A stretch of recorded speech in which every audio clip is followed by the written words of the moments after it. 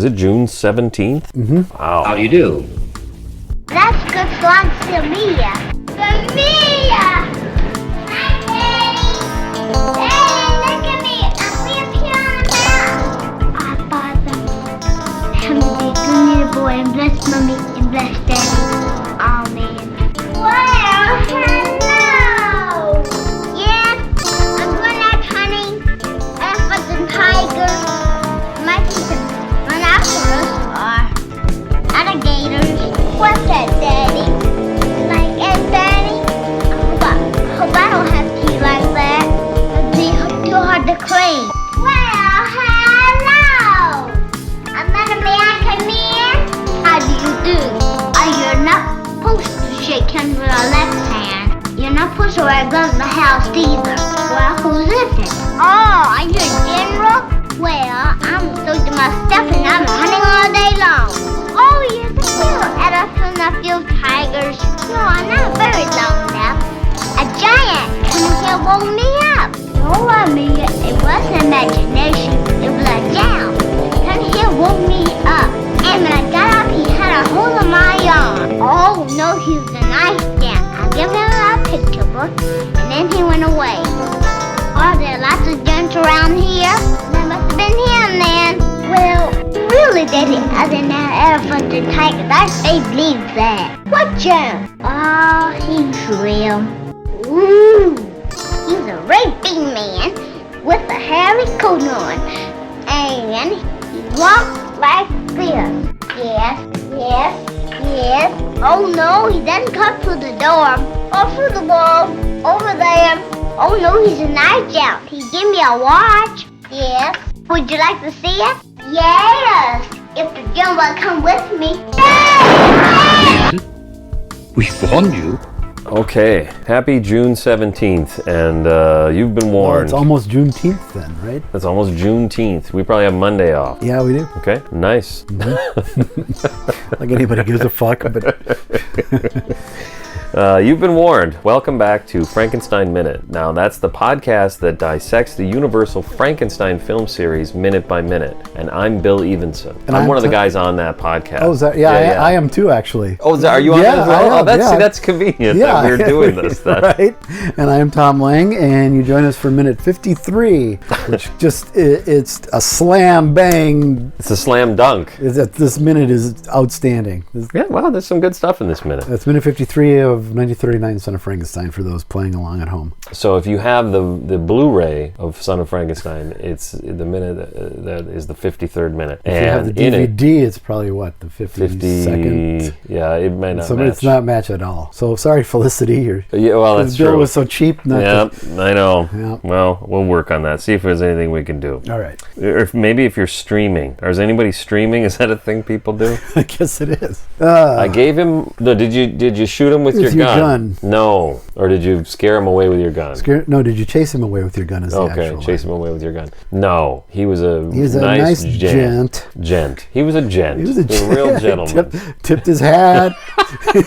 This is just like a young Frankenstein. Yes, then, in a sense. yes. He's got a top He was hat. a nice gloves. gent. Got gloves on. Yeah. In the house, Yeah. like in a the gentleman. house, in the house, like a gentleman would.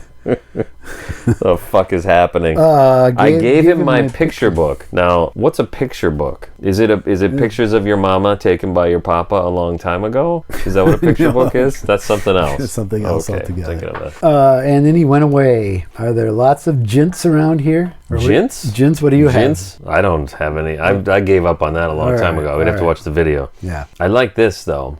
Only one that I ever heard of. Because it's like Krog is so shocked by what's happening that he almost unintentionally says that, even. Yeah. Instead of just saying, fuck you. Because that's what you should say to Peter. Fuck Shut you. the fuck up, Donnie, is what you should say. Shut the fuck up, Donnie.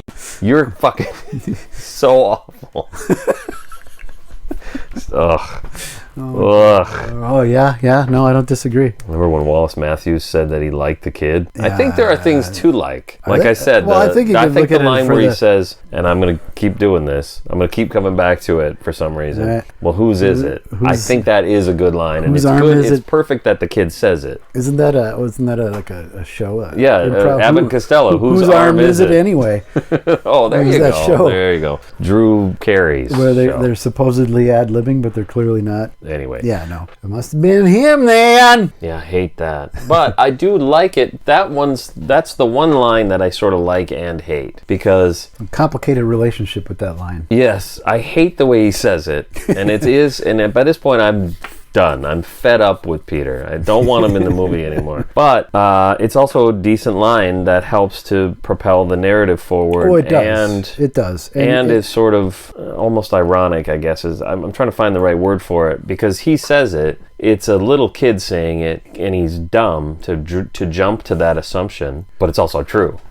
So it's really kind of fun. That I like about it. And Krog says, perhaps. That's his line. It's the return of perhaps. The wheels are turning, and he's like, I think it's confirming. It turns right there. It's confirming finally what he suspected all along. Mm-hmm. That Wolf is up to his father's old tricks. Okay. I mean, he's suspected Wolf fairly early on of this kind of stuff. When you say this kind of stuff, I would say there is a turn somewhere in here, though, because one of the things I mentioned, so it must have been really smart, was that they suspect that he's digging up bodies. The town generally. That's where that inquisition is going, but not Krog. Right. Yeah. No, I think Krog is on a different track, and he's right. Yeah, you haven't seen him around, have you? I fear he'll never stalk again. So he is going there, absolutely. Yeah, yep. And finally, Wolf tries to put the kibosh on all of this gibberish and deflect the suspicion away. Yeah. Very poorly, because all it's doing now is drawing attention to his,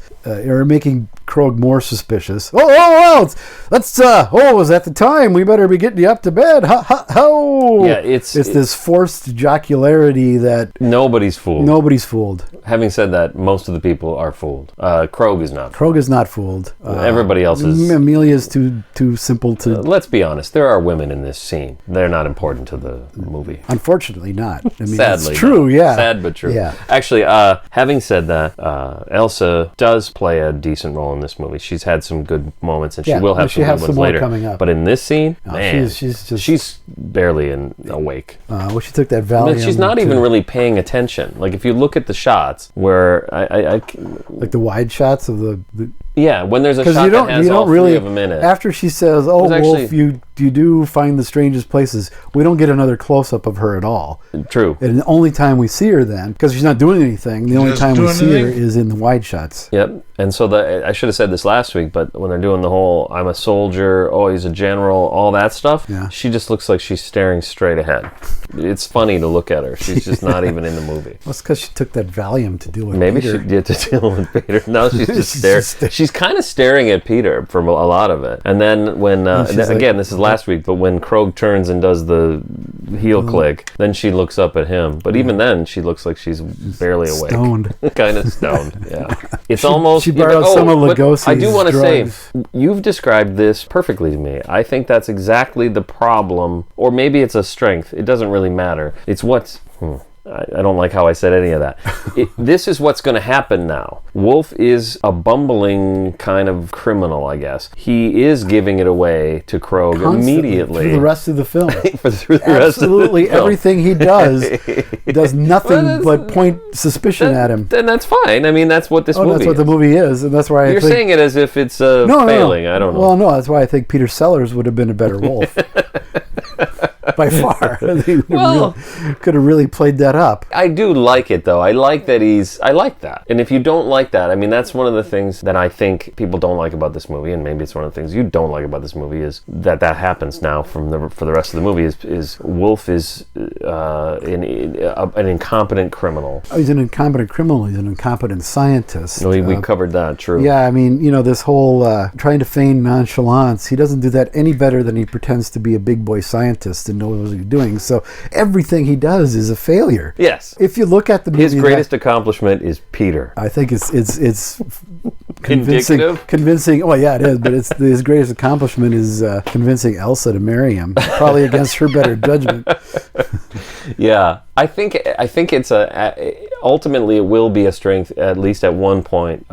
Like we talked about Josephine Hutchinson. She's so far in the 3 films into this series, we'll end 200 minutes, right? Or we're at 199. Yeah, 199. Episodes. Yeah. Oh, 200 episodes actually, because we did a zero. Well, we'll talk about that. We'll talk about that next week. She's the worst, right? She's the worst female lead we've had yet, but she's still not that bad. That's yeah. I mean, and it's not her fault. It's the script, but also she's had some good moments, and as I say later, she has good moments later. The parts she has that are good later are because of this change in Wolf. Yeah. I think. Yes, and to say that she's the worst, she's not the worst actress. She's the worst written. Yeah, I think is a fair way to. She might be the worst actress. We're just talking about 3 people. I guess. I think she's a better. I think she's a better actress than Valerie Hobson. Yeah, well, we saw 2 Valerie Hobsons in that movie, so the one I didn't like at all. Yeah, no, the other one, I thought was kind of impressive for her when she came back and told Pretorius what she thought fuck of him. Off, yeah, he didn't seem like the kind of guy that you could be able to do that to. No, I think most people would be intimidated, and she's like, yeah, I'm not afraid of you. I'm not scared of you. Yep. And I'll take him up to the nursery. It's almost his supper time. Yeah, I don't think I'd be able to eat with him either. Well, that's true. It's like, I cannot spend another minute with this kid. Yeah, well, and can you imagine what it's like to watch him eat? No, we don't need that. Oh, God. So is it his supper atrocity. time? It's afternoon. I don't know. Kids do everything early, I guess. And apparently you don't eat as a family together. No, they don't seem to want to. Well, why would you want to? No, I wouldn't. Well, Amelia's going to take care of supper time. Yep. So here's the thing about why is this true? I know it's a silly question, but also Elsa would know if that's true. She would. So for him to suddenly announce, "Oh, it's his supper time. I gotta go. Bye," and be a weirdo, as silly as that is to do in front of Krog, he is also doing it in front of Elsa and Amelia, and they would know better. If he was lying, they would say, "Well, no, it's not. It's only 2:30. What's the matter with you? It's tea time. We just fucking sat down." Yeah. Okay. But then again, the other part of it is there's 2 other motivations for Elsa. First of all, she doesn't seem to be a particularly hands-on mom, so maybe she just doesn't know. She just doesn't. Oh, is it? Oh, yeah. Okay. Or secondly, she sees this as Wolf trying to get rid of Peter because he's annoying, and he's annoying our guest, and he is annoying. He's annoying the guest. He's annoying the audience. So maybe everybody understands that. Wolf's doing us a big favor here.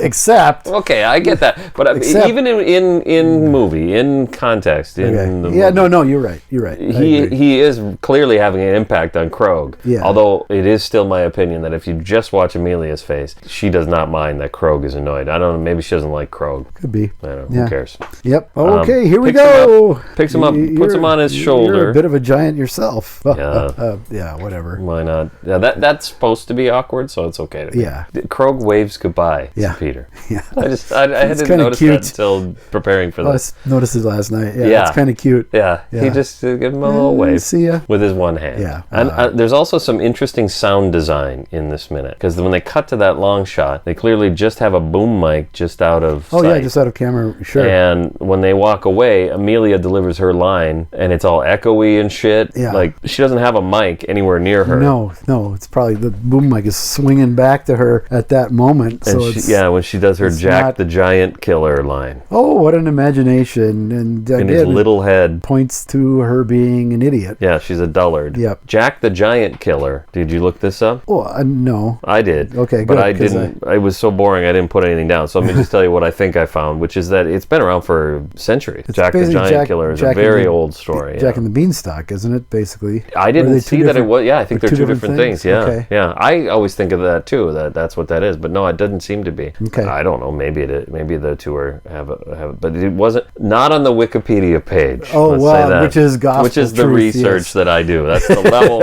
I mean, we're talking like the 1600s. They were telling the story of Jack the Giant Killer. And I'll tell you what they don't say in that story is that he was a Nash Jan, and hey, look, my picture book, and then he went away. I mean, these are monsters that Jack slays. It's in the title, Jack the Giant Killer. There's a pseudo Harryhausen movie called Jack the Giant Killer. Yes, I saw this. Or I didn't see it, but I saw it on Mystery Science Theater 3000, I would assume. Really? Because they did it. They did it? Or either they did it, or was it Riff Tracks, maybe? Maybe. Or I know it wasn't Cinematic Titanic, so it might have been Riff Tracks. Okay, I haven't seen it. So it's bad then? No, actually, it wants to be the Seventh Voyage of Sinbad in the worst way, and it's not. Okay. But taking that into account, it's not bad. It's that ilk, that sort of fantasy, not really for kids, but sort of that family entertainment, like a Harryhausen adventure Sinbad. It sounds film. Amazing what you've just said. It sounds like a great movie. And Harryhausen doesn't do the animation, so it's not quite to that. The quality is not. The quality, that high. the actual movement of the creatures is fine, but they're not invested with that life that Harryhausen had an amazing skill to. Something that's 10 inches tall, looks like it's 60 feet tall and gonna fucking kill you. Yeah. Nobody else had that level of bringing these things to life that Harryhausen did.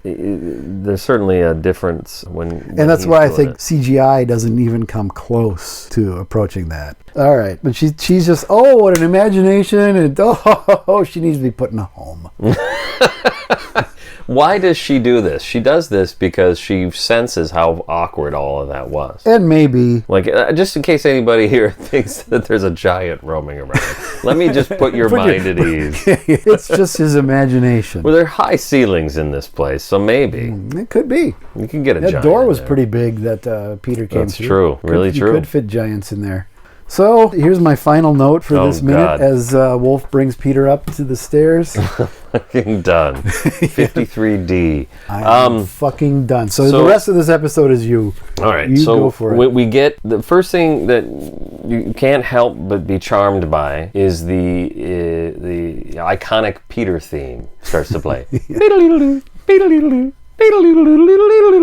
I'm not doing it justice. Yeah, Hans J. Salter and Frank Skinner aren't doing it justice either. If you go back to the early days of Frankenstein Minute and just listen to all of them, I'm sure Tom expressed reservation about doing this film multiple times, and one of the things that you mentioned multiple times was this experience. Yes. It takes, if I remember Tom's estimate back in the old days, it takes 3 hours for Wolf to put Peter to bed, and that's this minute. It's actually, it's this and the next. It's about 45 seconds. Okay, so not only does that not exactly happen, because he doesn't put him to bed, but whatever. Fine. There is a reason why it is extended. It's because there's some actual, what? You're already laughing at me. I'm serious. There's some actual... so this is like you mentioned... drama to it. What's the word I'm looking for? Suspense. There's some actual suspense about what's happening here. Really? We're following We're watching the same film, The Son of Frankenstein. Basil Rathbone. Minute 53. Yep. Not 1939. Universal put it out. It should have been 38. They made it? I'm just kidding. Yes, that's the one. Okay. With Donnie Dunnigan. Yeah. And Amelia. Yeah. They're going up the stairs. You remember that movie? Yeah, I do. Yeah. The movie where they go up the stairs. Yeah. So where's the suspense? The suspense is... when is this going to be done? When do they actually get to the next scene that has something happening? Wolf has... Okay. As we remember from the movie Son of Frankenstein, Wolf did everything he could to bring that monster back to life. But it was completely hopeless. And he will never walk again. He'll never walk again. He'll never get out of this coma or whatever. Whatever it was. So the suspense is he's now pretty sure that that's not true, and that the monster is the gent, if you will. The chow? They haven't got the chow yet. That's in like 3 months. That's what's happened, and so now he needs to take Peter aside to try and figure out, whoa, wait, what happened? Huh? What? Yes. And there's some suspense associated with him going up the stairs. I agree to a point, but... It got ugly for a second. We could have him run out of the dining room, start to go up the stairs, lap dissolve to them going into the bedroom, and there's still that suspense. We can make it quicker, but suspense... the suspense is in the amount of time it takes. You have to have the time. Otherwise you don't build suspense suspense by cutting to the next. It's like the guy who says, where Croak says, I'll be there this afternoon, and they cut to him there, and it's the afternoon. There he is. There's no suspense to that. Of course, there's nothing suspenseful about it. No, I get Wolf's time. desperation, but I don't need to see him in real time. You know, I don't know. I won't say it now because it's in my notes for the next minute. So maybe we should go to that. Well, I'll say this to undercut, to counter argument against myself. The kid actually says "wee" in this minute, so fucking shoot me. Yeah. And it also then Wolf says, "Duck your head," which is pretty great because everybody watching at this point is like, "Don't duck your head. Please don't duck your head." Hold him up higher. bam, bam, bam. All right, so I think there's two reasons that make this tolerable. Number one, it's the suspense. I think there is a reason for it. Oh, there's actually three reasons. Number one, the suspense. Number two, it's a great set, and it's great lighting, and next I get that. week it's going to be even better. And number three, this is maybe the most important thing, it's sliced more or less in half. So we talk about it one episode, and then we talk about the rest next episode. So we don't have one episode. Half of next minute is... We don't have a full episode of our podcast where we're just talking about Wolf bringing Peter to his bedroom for supper time, apparently. Right. And I agree that, yes, it's building that suspense, but it could be cut in half easily. As I said, now that we're actually talking about it, I can't... it's rough. It's tough. The fourth reason that you didn't mention and why is that Lee is just padding the film. And he shot all this stuff and he needs to justify it. But it's a 99-minute film. Yeah. It's already too long. Yes. And he keeps padding it. He keeps padding it. It happens time and again. It'll happen in a couple minutes. So he's padding a film even though he doesn't need to. He's just justifying... He's padding it because this is his epic. Yes. This is what I'll be remembered for. Actually, and I think it is. So. Yeah, it is. And I think he's also just justifying how long it took to shoot and how much he shot. So, well, this is all essential to the story. We had, you've read the memos from the poor production assistant who had to we don't know where he is. We don't know what the fuck he's doing. We don't have a script, so this could go on for years. We don't know. He doesn't know. I think that's funny. Your take on those memos is the poor production assistant. Like, you're on that guy's side. I am, to a degree. He's like, come on. This is costing a fortune. Yeah. Okay. It's irresponsible. It didn't have a preview. It could lose 20 minutes easily. So the obvious parallel here is if Roland V. Lee weren't being hounded by this asshole production manager or whatever he is, he could have said, you know what, we've made a terrible, egregious error. Donnie has to go. Yeah, that would have been good. That would have been the wise choice. If you want, you can go and join patreon.com/Frankenstein Minute at the friend level, which is $2 a month, and you get each episode NPR tote bag early. And no, you don't get the tote bag anymore. That was a very limited offer. I just had one tote bag and I gave it to you because irreparably stained. Yeah, well, I've tried. Do that. 20 Mule Team Borax doesn't help. The fuck up, Donnie.